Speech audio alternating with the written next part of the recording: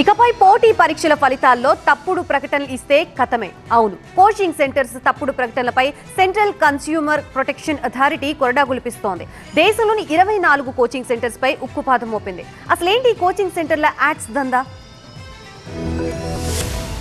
వివిధ కోర్సుల ఫలితాలు, ఎంట్రన్స్ ఎగ్జామ్ల రిజల్ట్స్ రానున్న నేపథ్యంలో పలు కాలేజీలు, కోచింగ్ సెంటర్లు యాడ్స్ ఇస్తుంటాయి. టాప్ 10 లో అన్ని ర్యాంకులు, ఇన్ని ర్యాంకులు వచ్చాయని, ఆ ర్యాంకులన్నీ మావే, ఈ ర్యాంకులన్నీ మావే అని హోరెత్తిస్తుంటాయి. కొన్ని కోచింగ్ సెంటర్లు, సంస్థలు తప్పుడు ప్రకటనలు ఇవ్వడంపై central consumer protection authority action తీసుకుంటుంది. ఇప్పుడు ప్రధానంగా ఐఐటి, జేఈఈ, నీట్, యూపీఎస్సీ లాంటి పోటీ పరీక్షల ఫలితాల్లో కొన్ని కోచింగ్ సెంటర్లు ఫేక్ యాడ్స్ ఇస్తున్నట్టుగా గుర్తించింది. తప్పుడు ప్రకటనలతో ప్రజల్ని తప్పుదారి పట్టిస్తున్న కోచింగ్ సెంటర్లపై వినియోగదారుల రక్షణ చట్టం 2019ని ప్రయోగించింది. ఫేక్ యాడ్స్ ఇస్తున్న దేశంలోని 24 కోచింగ్ సెంటర్లకు నోటీసులు జారీ చేయడంతో పాటు 77,60,000 జరిమానా విధించింది. పోటీ పరీక్షల ఫలితాల విడుదల తర్వాత తప్పుదారి పట్టించే ప్రకటనల్ని జారీ చేస్తే టాటా తీస్తామని మరోసారి హెచ్చరించింది CCPA. అన్ని కోచింగ్ సెంటర్లు రూల్స్ ఖచ్చితంగా పాటించాలని, కోచింగ్ సెంటర్స్ యాడ్స్ లో అభ్యర్థి పేరు, ర్యాంకు, కోర్సు లాంటి కీలక వివరాల్ని క్లారిటీగా ప్రకటించాల్సిందని ఆదేశించింది. గతంలో కూడా ఫేక్ యాడ్స్ జారీ చేసిన కోచింగ్ సెంటర్లకు సెంట్రల్ కన్స్యూమర్ ప్రొటెక్షన్ అథారిటీ జరిమానా విధించింది. 3 కోచింగ్ సెంటర్లకు ఒక్కోదానికి 7 లక్షల రూపాయల చొప్పున ఫైన్ వేసింది.